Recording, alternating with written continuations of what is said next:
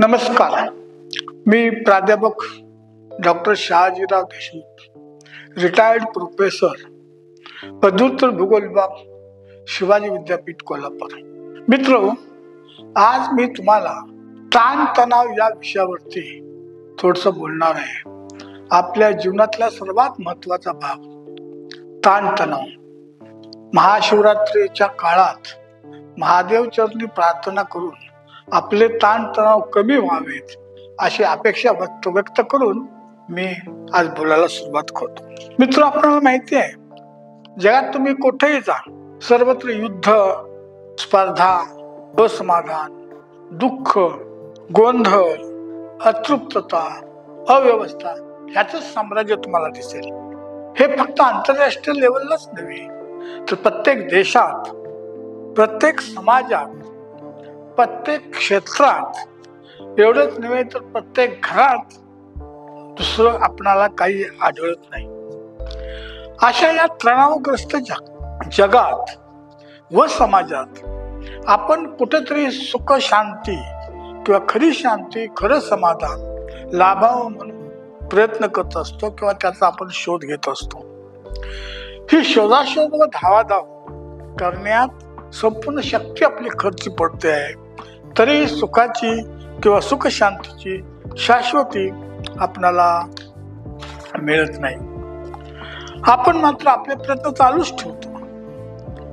काय करतो? राजकारणात सत्ता बदल करतो, धर्मात यज्ञयाग, विश्वशांती यज्ञ करत असतो, पूजा महापूजा घालत असतो, पारायणे, व्याख्याने, प्रवचने, जपजाप, नामस्मरण हे पण करत असतो. धर्मगुरूंची मदत पण आपण घेत असतो. उपास तापास हे नेहमीच आपले चालूच असतात. याशिवाय आपल्याला माहिती आहे, चर्च, मशीद, मंदिर, गुरुद्वारा, इतर पूजास्थाने अगदी ओसंडून वाहत असतात. आजचा महाकुंभ तर मेळावा तर आपण आपल्या दृष्टीसमोर आहेच, तरी काही सकारात्मक बदल घडतोच अशातला भाग नाही किंवा आपल्याला जाणवत नाही. तरीही आपण शोध घेतच असतो, शांतीचा शोध घेतच असतो. का तर एक दिवस तरी आपल्याला असं यश निश्चित मिळेल अशी आपली भावना असते. मित्रो, ताणतणाव ही एक मानसिक अवस्था आहे. ताणतणाव ही एक मानसिक अवस्था आहे. ताण हा वैयक्तिक स्तरावर असतो, तणाव हा सामूहिक स्तरावर असतो. मात्र दोन्ही शब्द आपण एकत्रित वापरतो, ताण तणाव. कारण ताण निर्माण झाला तरच तणाव होतो, किंवा तणाव निर्माण झाला तर ताण निर्माण होतो. म्हणजे मिळते जुळते शब्द की सिनॉनिमस ज्याला म्हणतो आपण, हे एकत्रित वापरले जातात. मी पण तशाच पद्धतीने वापरणार आहे. आपल्याला माहिती आहे, तणावग्रस्त अवस्थेत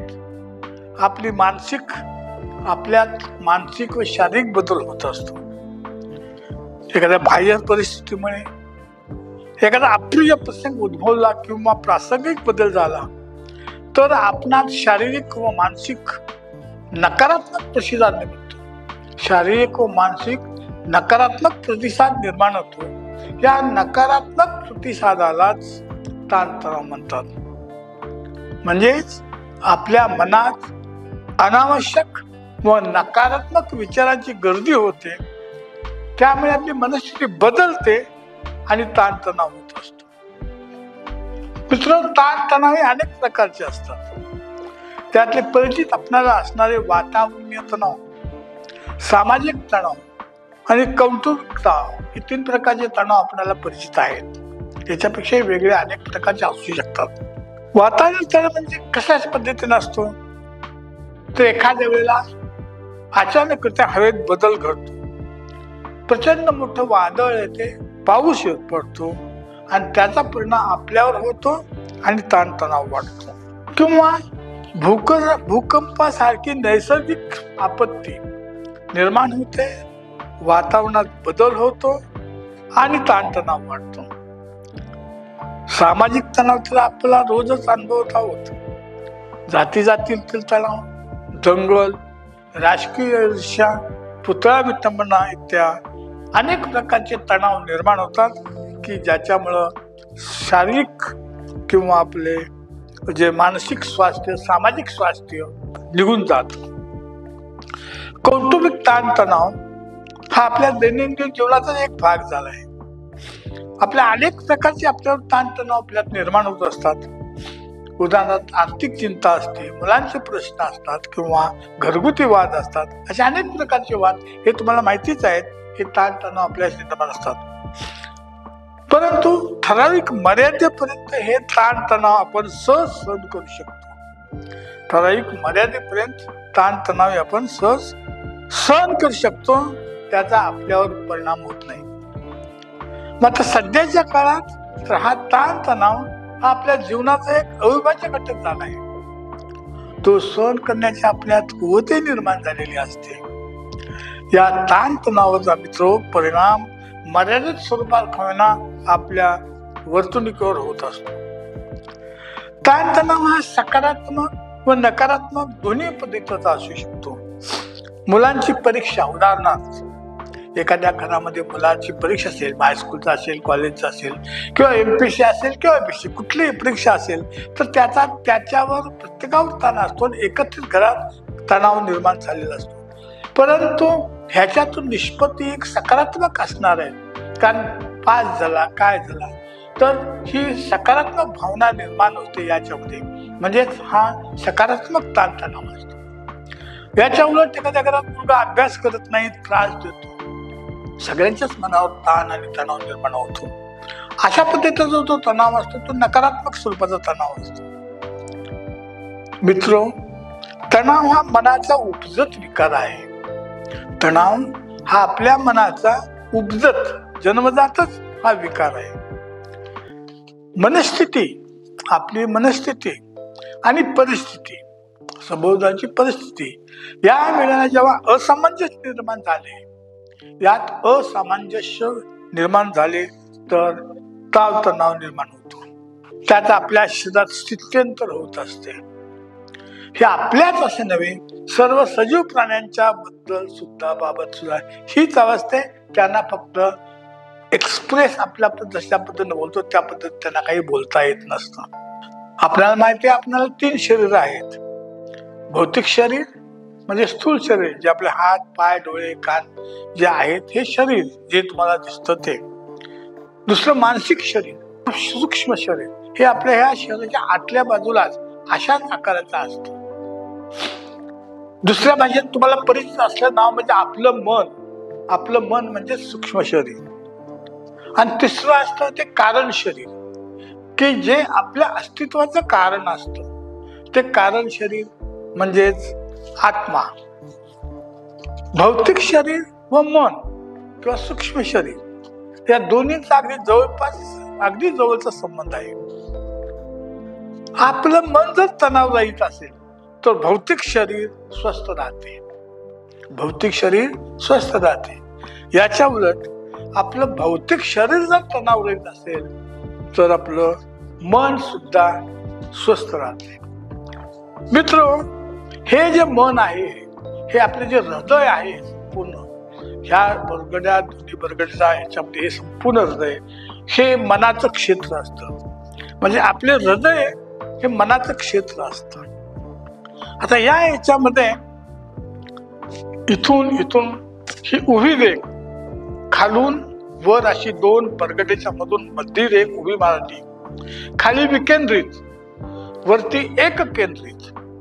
विकेंद्रित आणि एककेंद्रित ह्यामध्ये जी पोकळी असते राहते, ह्या पोकळीमध्ये मनाच्या क्रिया सर्व वाहत असतात किंवा होत असतात. विकेंद्रित म्हणजे आपल्या मनात अनेक प्रकारचे विचार येत असतात ऍट ए टाइम, त्याला विकेंद्रित आपण म्हणतो.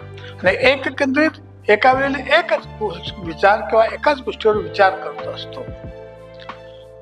या ठिकाणी दुसरी रेघ आपण घेतली, ह्या डाव्या बाजूकडून उजव्याकडे, प्रयत्न विरहित आणि प्रयत्न, हा विकेंद्रित आणि एककेंद्रित आणि प्रयत्न विरहित आणि प्रयत्न, ही अशी आडवी रेघ ह्या याच्यामध्ये सुद्धा, म्हणजे टोटल संपूर्ण या हृदय क्षेत्राचा जो भाग असतो हे 4 विभागामध्ये, क्वाड्रंट्स मध्ये विभागलेला असतो.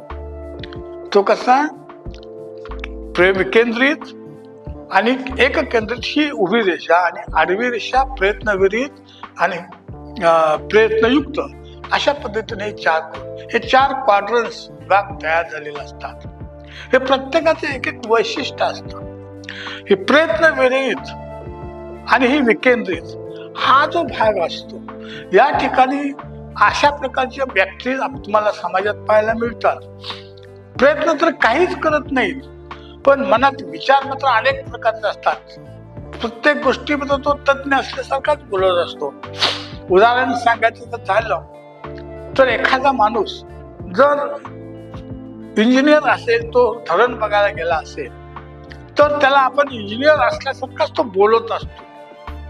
किंवा एखादा दवाखान्यात तो गेला तर त्या ठिकाणी तो आपण डॉक्टर आहोत असाच तो ट्रान्स मध्ये जात असतो. तुम्हाला मुंगेरीलाल की सपने ही पूर्वी एक सिरियल होती, तुम्हाला माहिती असेल. याची सवय अशी होती. त्याचा एक नातेवाईकाचं ऑपरेशन होतं म्हणून तो त्या एका दवाखान्यात काठी टिकत गेला. तेवढ्यात ते पेशंट आत ऑपरेशन थिएटरमध्ये नेलं होतं म्हणून तो शेजारच्या बाहेरच्या बाकड्यावर बसला. 1 मिनिटाच्या आत त्याचा डोळा लोळवायला लागला आणि तो ट्रान्समध्ये गेला म्हणजे तो स्वतःच डॉक्टर आहोत असं त्याला भासलं. तो आत गेला, त्याला तिथल्या नर्स किंवा अटेंडन्स त्याने ॲप्रॉन घातलं, त्यानंतर घेतलं, ऑपरेशन केलं आणि ऑपरेशन बंद करून तो जाणार. तेवढ्यात त्याला इकडं डोक्यावर कोणी हात मारला, चला उठा ऑपरेशन झालंय. म्हणजे अशा पद्धतीची माणसं असतात की त्यांचं मन स्थिर नसतं, अनेक गोष्टीवर ते विचार करत असतात, पण प्रयत्न मात्र काहीच करत नसतात. अशा याला दिवास्वप्न असं म्हटलं जातं किंवा डे ड्रीम. दुसरा भाग जो आहे हा विकेंद्रित आणि प्रयत्न. या ठिकाणी यशापयशाचा सामना सतत असतो. ह्या पद्धतीची जी माणसं असतात, कधी यश मिळतं, कधी अपयश मिळतं, त्यांना त्यांच्यात निराशा निर्माण होते, कधी समाधान निर्माण होतं. हे जे द्वंद्व आहे सतत कायम स्वरूपी या ठिकाणी चालू असतं आणि शेवटी कधी ना कधी त्याला ते यश मिळत असतं, असं आपण गृहीत करू याच्यामध्ये. म्हणजे हा दुसरा सेक्शन जो असतो हा फ्रस्ट्रेशन त्याचं नाव दिलं गेलं किंवा निराशा. तिसरा जो आहे हा प्रयत्न आणि एककेंद्रित हा जो सेक्शन आहे, या ठिकाणी माणूस एकाच गोष्टीवर लक्ष ठेवून त्या दृष्टीकडून त्याची प्रगती साधित असतो आणि ते अचूक होतो, म्हणजे मिळवतो. उदाहरण द्यायचं असेल तर मुकेश अंबानी इंडस्ट्रियलिस्ट आहे. त्याचे वडील धीरूभाई अंबानी हे साधे पूर्वी पेट्रोल पंपावर काम करायचे, पण त्याच्या मनात होते आपण एक मोठं उद्योगपती व्हायचं आणि त्या दृष्टीने त्याचा एकाग्र होऊन सगळे प्रश्न चालू होते आणि ते शेवटी ते उद्योगपती झाले. त्याला कॉन्सन्ट्रेशन किंवा एकाग्रता हा शिक्षण हा आपल्या मनातच आहोत. तिसरा आणि चौथा शिक्षण हे एककेंद्रित आणि प्रयत्नविरहित. या ठिकाणी प्रयत्नविरहित काहीच नसतं, पण एककेंद्रित लक्ष असतं. म्हणजेच ध्यान किंवा मेडिटेशन ची अवस्था असतात ती या ठिकाणी असते. जगण्यासाठी चांगल्या पद्धतीनं शांत वृत्तीनं जगण्यासाठी याचा उपयोग होतो. आता जे समाजात आपण अनुभवतो ते सर्वच आपल्याला आपल्या हृदयात मिळतात. ह्या सेक्शन मध्ये म्हणजेच विकेंद्रित आणि एकत्रित जो असतं हे जे 2 वर्णपट आहेत, स्पेक्ट्रम विकेंद्रित टू एककेंद्रित आणि प्रयत्नविरहित प्रेरित, ह्या दोघांच्या एकत्रित मिळून एक स्वतंत्र अशी विशिष्ट अवस्था निर्माण होतो. ती सांगितल्याप्रमाणे हा डे ड्रीम इथे निराशा किंवा फ्रस्ट्रेशन, एकाग्रता आणि ध्यान हे 4 कप्पे याच्यामध्ये या ठिकाणी तयार होतात. मानवी मनाच्या या 4 अवस्था दिवास्वप्न, निराशा म्हणजे अस्वस्थता, एकाग्रता आणि ध्यान या 4 अवस्था असतात. मित्र, निराशा किंवा अव्यवस्था आपल्या मनात ताणतणाव निर्माण करते. म्हणजे मुळातच आपल्या मनात अस्वस्थता किंवा निराशा हा घटक असतो आणि त्यामुळेच आपल्या मनावर ताणतणाव पडत असतो. मात्र सगळ्यात महत्वाचे ही निराशा किंवा ही अस्वस्थता जर हृदयापर्यंत जाण्याची शक्यता असते, जर ही अस्वस्थता हृदयापर्यंत तुम्ही जाऊ दिली नाही तर ताणतणाव कमी राहतो आणि तुमच्या हातात असतं. हे फार महत्वाचं आहे. मात्र हे सहजासहजी शक्य नाही. त्यासाठी आवश्यक ते प्रयत्न करणं गरजेचं असतं. मित्र, ताणतणाव कमी करणं म्हणजे काय? ताणतणाव कमी करायचं म्हणजे आपल्या मनात स्वस्थता, स्थिरता निर्माण करणं. स्वस्थ मन तुम्हाला सुख दुःखाचा किंवा सुख समाधान मिळवून देईल. पण त्यासाठी काय करायला पाहिजे? सगळ्यात महत्वाचं योग्य आहार, व्यायाम, आराम आणि ध्यान ही चतुष्टी अंगीकारली पाहिजे. ही चतुष्टी जर तुम्ही अंगीकारली तर तुमचा ताणतणाव निश्चितच कमी होईल, नवे हद्दपार सुद्धा होऊन जाईल आणि आपल्या जीवन पद्धतीमध्ये परिवर्तन निश्चितच प्रकारे आपणाला पाहायला मिळेल. आपण 2 व्हायरस घेऊन जगत असतो. आय एम बिझी आणि आय हॅव नो टाइम. हे 2 व्हायरस घेऊनच आपण जगत असतो. प्रत्यक्षात कृती आपल्याला माहिती आहे, प्रत्येकाचा हा याचा अनुभव आहे. पण या दिनचर्येतील बिझी हा शब्द जितका जास्त तितका ताणतणाव जास्त किंवा वाढतो. हे विज्ञानात सिद्ध केलेलं आहे. यासाठी बिझी मधून बी काढा. बिझी या शब्द BUSY मधून बी काढा व इझी तेवढा ठेवा. तुमचा ताणतणाव कमी होईल आणि मनशांती लावेल. मित्र, सुख आणि समाधान यात फरक आहे. भौतिक गोष्टीने तुम्हाला सुख मिळेल, आनंद मिळेल. मोटार गाडी, बंगला ह्या ज्या गरजेच्या वस्तू भरपूर मोठ्या प्रमाणात तुमच्या असेल तर सुख मिळेल, आनंद मिळेल. पण मनशांती मिळेलच ही शाश्वती नाही. म्हणजेच आंतरिक समाधान तुम्हाला मिळवणं अतिशय गरजेचं असतं. ते मिळवलं तरच तुमचं लाईफ किंवा जीवन खऱ्या अर्थानं समृद्ध आहे असं म्हटलं पाहिजे. मित्र, आपल्याला माहिती आहे शरीरापेक्षा मन अधिक बलवान असते. त्याला सशक्त बनवण्याची गरज असते. मनाला सशक्त बनवायचं असेल तर तुम्हाला प्रथम तुमच्या शरीराला वेळ द्यायला पाहिजे, शरीराला सशक्त बनवलं पाहिजे. जर शरीर शक्त असेल तर मन सशक्त बनते. मित्र, खर तर समस्येचं कारण पण तुम्हीच आहात आणि त्यावरचा उपाय सुद्धा तुम्हीच आहात. कसा पहा, एका क्षणाचा आनंद मिळवण्याचा मोह आपल्याला होतो आणि आपण अनेक अडचणी निर्माण करतो. आपल्याला माहिती आहे सध्याच्या जीवनशैलीमध्ये आजारपणाचं प्रमाण मोठ्या प्रमाणात वाढले. मधुमेह असेल, रक्तदाब असेल, लठ्ठपणा असेल, हृदयरोग असेल, अनेक प्रकारचे आजार आपल्या भोवती पिंगा किंवा फिरत असतात किंवा त्याचं प्रमाण वाढतच आहे. त्याचं कारण काय? तर कामाचा ताणतणाव, पर्यावरणीय सगळ्याच कामाचा ताणतणाव, वैयक्तिक ताणतणाव, कौटुंबिक परिस्थिती आणि सगळ्यात महत्वाचं योग्य आहार, व्यायाम व आराम यांचा अभाव. यामुळेच ह्याचं प्रमाण आपल्याला वाढत असले नसते आणि त्यासाठीच आपल्या जीवनशैलीत परिवर्तन करणं अत्यावश्यक आहे. हे परिवर्तन शक्य आहे तुमच्यात जिद्द असेल, धैर्य असेल, संयम असेल आणि नियमितता जर असेल, या जोरावर तुम्ही हे परिवर्तन घडवू शकता. त्याच्यासाठी मात्र प्रत्येकाने संकल्प केला पाहिजे आणि प्रत्यक्षात कृती केली पाहिजे. परिवर्तनाची सुरुवात ही स्वतःपासूनच करायला पाहिजे. म्हणजे असं जर झालं तर तुमचा ताणतणाव हा निश्चितच कमी होईल, नवे हद्दपार करायला सुद्धा त्याची मदत होईल. मित्र, जशी शरीराला आरामाची गरज असते तशी मनाला सुद्धा आरामाची गरज असते. शरीराप्रमाणे मन ही साफ करता आलं पाहिजे. कारण मनात विचार निर्माण होतात, त्यात भावना उतली जाते आणि त्यानुसार कृती होत असते. यावरूनच आपलं भवितव्य जे असतं किंवा भवितव्य ठरतं. मनाच्या विचारावर आपली जीवनशैली अवलंबून असते. मित्र, मन विचलित असेल, दुःखी असेल तर काम करण्याची इच्छा कमी होते आजारी नसतानाही आजारी असल्याची आपल्यामध्ये भावना निर्माण होते.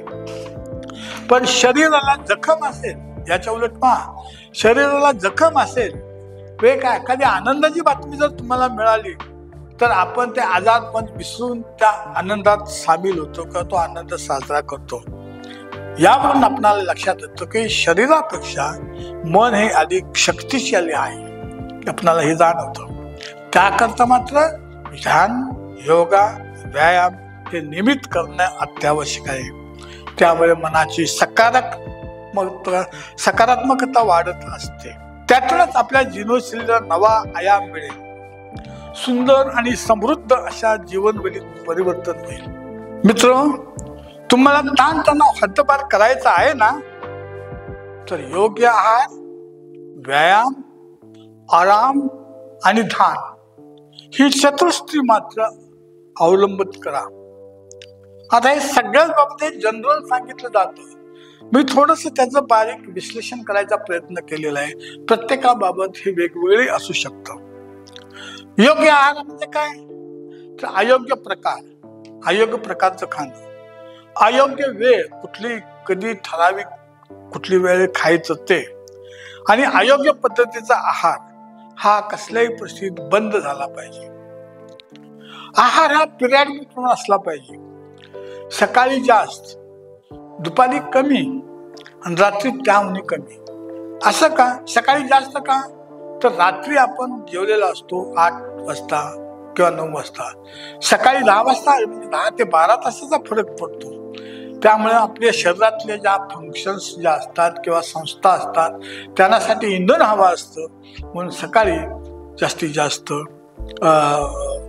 तुम्ही न्याहारी चांगल्या पद्धतीने केली पाहिजे किंवा ब्रेकफास्ट. दुपारी कमी खायचं का 3-4 तासाचाच फरक पडतो, कमी खायचं. आणि रात्री त्याहून कमी, कारण दिवसभर तुमचे 2 वेळ खाणं झालेलं असतं, तेव्हा तिसऱ्या वेळेला भरपूर खाणं योग्य नसतं, म्हणजे त्याहून ते कमी खायचं असतं. रात्रीचं जेवण सरसंद 8 ते 9च्या दरम्यान असावं, म्हणजे झोपेच्या अगोदर 2 तास तरी त्याचं अन्न असावं. पालेभाज्यासह शक्यतो शाकाहारी असावा असं सांगितलं जातं, म्हटलं जातं. बहुतेक लोक करत असतात, पण सगळ्यांच्या बाबत हे शक्य होत नाही. कारण आपलं शरीर जे आहे, शरीर रचना आहे शाकाहारी आहाराला पूरक आहे. आणि सिंह, वाघ यासारखे जंगली प्राणी आहेत, त्यांची जी रचना आहे, दाताची रचना पहा, तर ती मांसाहारासाठी प्रसिद्ध आहे. तरी पण आपण मांसाहारी लोक आपल्याकडे आहेत, भरपूर आहेत. परंतु हा मांसाहार मात्र मर्यादित असला पाहिजे, ह्याची जाणीव ठेवली पाहिजे. ज्यादा मीठ असलेले पदार्थ टाळा. पॅकबंद ज्यूस टाळा, घेऊच नका. फळं मात्र फक्त ताजीच खावीत. एकदा तळालेलं किंवा तळण्यासाठी वापरलं तेल पुन्हा वापरायचं नाही. आणि जर वापरायचं असेल तर भाजी वगैरे करण्यासाठी थोडं बहुत पुन्हा वापरलं तरी चालेल. ठराविक काळानंतर खाद्यतेल हे बदलत राहिलं पाहिजे. म्हणजे एखाद्या याच्यामध्ये काही ड्रॉबॅक असेल तर तो आपल्याला सतत राहणार नाही. लोणी तूप याच्यासारखा वापर हा मर्यादित असावा. शक्यतो बाहेरचं खाणे टाळायचंच. म्हणजे मोठमोठ्या यात्रेतून किंवा कार्यक्रमातून आपण तो खातो, अशा पद्धतीचं खाणं याच्यावर टाळायचंच, टाळलं पाहिजे. कारण ते जी करण्याची पद्धत असते ते आपल्या वैयक्तिकला सूट असेलच किंवा व्यवस्थित असेलच अशातला भाग नाही, म्हणून ते पद्धत टाळणे उत्तम. त्याच्याबरोबर धूम्रपान, तंबाखू, ड्रिंक्स या व्यसनापासून तरी दूर राहायलाच पाहिजे, तुम्हाला माहितीच आहे. दुसरा मुद्दा व्यायाम. व्यायाम हा सर्वांग असावा. सर्वांग म्हणजे काय, तर शरीराच्या प्रत्येक अवयवाला व्यायाम मिळणं आवश्यक आहे. डोक्यापासून पायापर्यंत, कान, डोळे, नाक, असं कान पिरगळलं म्हणजे तुम्हाला त्यात व्यायामच मिळाला नाही. ह्या सर्व शरीराला व्यायाम मिळणं आवश्यक असतं. मित्र, सगळ्यात महत्त्वाचं वयोमानानुसार स्वतःचा व्यायाम हा आपल्या क्षमतेचा विचार करून स्वतःच ठरवला पाहिजे. आणि तो ठरवत असणं आपल्या आजाराचा सुद्धा विचार आवश्यक पद्धतीने केला पाहिजे. प्रासंगिक तज्ज्ञाचं मत घेतलं तरी चालेल, पण हा जो व्यायाम आहे स्वतः ठरवला पाहिजे. उदाहरणार्थ तुम्ही चालण्याचा व्यायाम तुम्हाला किती चालावं, कोण सांगतो 3 किलोमीटर 4 किलोमीटर 5 सांगण्याचा अभिमान होतो, पण तुम्ही तुमची ऑप्टिमम लेवल म्हणजे मर्यादा किंवा तुमची क्षमता कुठपर्यंत आहे अपटू म्हणजे चांगल्या पद्धतीनं तेच तुम्हाला ओळखता आलं पाहिजे. त्याच्यासाठी पहिल्यांदा 2 kilometre 2.5 kilometre 3 kilometre 3.5 kilometre 4 kilometre असं प्रत्येक पॉईंट प्रत्येक चालणं हे 8 दिवस करून पाहायचं, त्याची नोंद करायची आणि मग तुम्ही तुलनात्मक दृष्ट्या आपल्याला कुठं ऑप्टिमम लेवल येते ठरवायची. म्हणजे कुठपर्यंत आपण व्यायाम केल्यानंतर आपण दमणार नाही हे तुमच्या लक्षात येईल आणि त्या पद्धतीनं इतर याचा सुद्धा तुम्ही व्यायाम ठरवणं गरजेचं आहे. जादा व्यायाम करणं मात्र हानिकारकच असतं. व्यायाम शक्यतो सूर्योदयापूर्वी करावा. का? जनरली सांगितलं तर थंड हवामान शांत असतं, धूळ नसते वगैरे वगैरे हे असतंच, पण सगळ्यात महत्वाचा मुद्दा जी विश्व एनर्जी असते, विश्व ऊर्जा असते, ज्यावेळेला विश्व निर्माण झालेलं असतं त्यावेळी निघालेली ऊर्जा जी असते ती डायरेक्ट सूर्यामार्फत आपल्यापर्यंत येऊन पोहोचते आणि हे फार महत्वाचं आहे. म्हणून सकाळी व्यायाम करत असतो, पण सकाळी शक्य झाल्यानंतर संध्याकाळी करावा. दिवसातून कमीत कमी 1 तास तरी व्यायाम असला पाहिजे. हा सकाळ संध्याकाळ दोन्हीमध्ये विभागला गेला तरी चालेल. ज्येष्ठांचं जगणं यामध्ये मी व्यायामाची थोडीशी माहिती दिलेली आहे. त्या पद्धतीनं आपापल्या पद्धतीनं आपल्या वयोमानानुसार त्यामध्ये बदल तुम्ही करून ते फिक्स करू शकता. योगा किंवा कवायतीचे प्रकार, विविध खेळ आपल्या आवडीचे असतील तर याचा अधूनमधून या व्यायामामध्ये उपयोग करायला काहीच हरकत नाही. चालणं मात्र नियमित असलं पाहिजे, साधारण 25 ते 30 मिनिटं अर्धा तासापर्यंत. हे चालणं मात्र जसं रमत गमत गप्पा मारीत असं असता कामा नये. आपल्या क्षमतेनुसार भरभर चाललं पाहिजे. हात मागे पुढे जसं मिलिटरीतले जवान चालतो त्या पद्धतीनं, अगदीच तसंच नसेल तर भरभर चालणं हे फार महत्वाचं असतं. तसं असेल तरच आपल्या शरीराला व्यायाम मिळतो. म्हणजे रमत गमत व्यायाम करायचा नाही किंवा चालायचं नाही. मित्रांनो, ह्या व्यायामामुळे आपली मनस्थिती किंवा मानसिक स्वास्थ्य सुधारते किंवा मिळते, आपली निर्णय क्षमता सुधारते, नकारात्मक विचार असतात ते निघून जातात. म्हणजेच व्यायाम मात्र एक महत्वाची गोष्ट लक्षात ठेवली, व्यायाम करताना इतर कुठलाही विचार तुमच्या डोक्यात असता कामा नये. ही काळजी मात्र घेणं अत्यावश्यक आहे. तिसरा मुद्दा आराम. हे सर्व जनरली प्रत्येकाला माहितीच आहे. दररोज 7 ते 8 तासापर्यंत झोप असावी आपण म्हणतो. मात्र झोपण्यापूर्वी मोबाईलचा संपर्क अजिबात टाळला पाहिजे, कारण त्याच्या वेव्ह प्रचंड असतात. तसंच सकाळी उठल्यानंतरही काही काळ त्याचा संपर्क असता कामा नये. मित्र, शरीराबरोबर मनालाही झोपेची गरज असते हे ध्यानात ठेवा. आणि योग्य पद्धतीनं आराम केला तर ती विश्रांती मिळते. म्हणजेच आपल्या मनाला पण आपण विश्रांती देतो असं समजतं. माझं मत मानसिक स्वास्थ्यासाठी ध्यान हा सर्वोत्तम उपाय आहे. ध्यान वेळेनुसार केव्हाही करू शकतो. मनाला एकाग्रतेची सवय लागते, मन स्थिर होतं.